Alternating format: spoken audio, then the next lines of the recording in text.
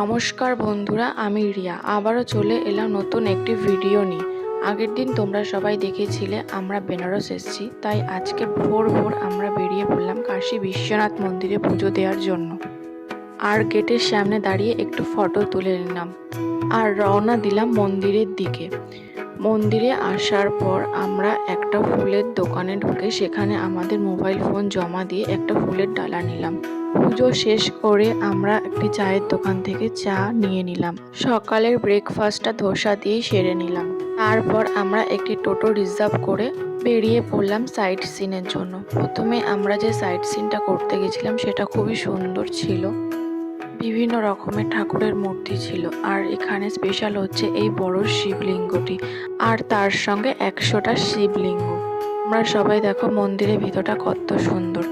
ভিডিওর মাঝখানে বলে রাখি, আমার যে সকল নতুন এবং পুরনো বন্ধুরা রয়েছে আমার চ্যানেলটি এখনও সাবস্ক্রাইব করনি, দয়া করে আমার চ্যানেলটি সাবস্ক্রাইব করে আমার পাশে থেকো, তাহলে ভিডিও বানাতে অনেকটাই উপকৃত হব। এরই মধ্যে আমরা কিছু ফটো সেলফি তুলে নিলাম। তারপরে বেরিয়ে পড়লাম আরেকটি সাইট সিনের জন্য। আর এই সাইট সিনটি ছিল একটি সত্যিপীঠ। তোমরা অনেকেই এসছো, যারা এসছো তারা জানবে। ভিতরে ক্যামেরা অ্যালাউ ছিল না, তাই তুলে ধরতে পারিনি।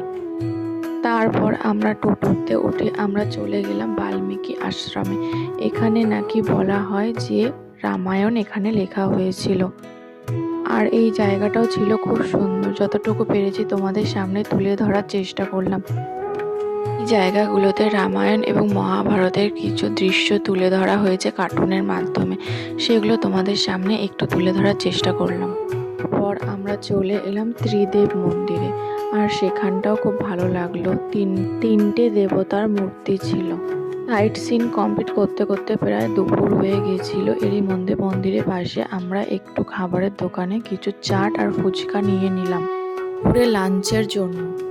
লাঞ্চ শেষ করতে করতে প্রায় সন্ধে ঘনিয়ে এসছে। তারপর আমরা চলে গেলাম বেনারসের সন্ধ্যা আরতি দেখার জন্য গঙ্গার ঘাটে। সেখানে আমরা সন্ধ্যা আরতি দেখলাম। তারপরে আমরা বেরিয়ে এলাম বাইরে রাস্তাঘাটগুলো একটু দেখার জন্য। এর মধ্যে আমরা একটি চায়ের দোকানে ঢুকে একটু চাও নিয়ে নিলাম। তারপর আমরা একটি কারখানাতে গেলাম আর সেখানে বেনারসি শাড়ি দেখছিলাম, যেখানে পুরো তৈরি হয়। মধ্যে অনেকটা রাত হয়ে গেছে, তাই আমরা চলে এলাম রুমে, আর রুমে কিছু খাবার নিয়ে নিলাম। এই ছিল আজকের ভিডিও।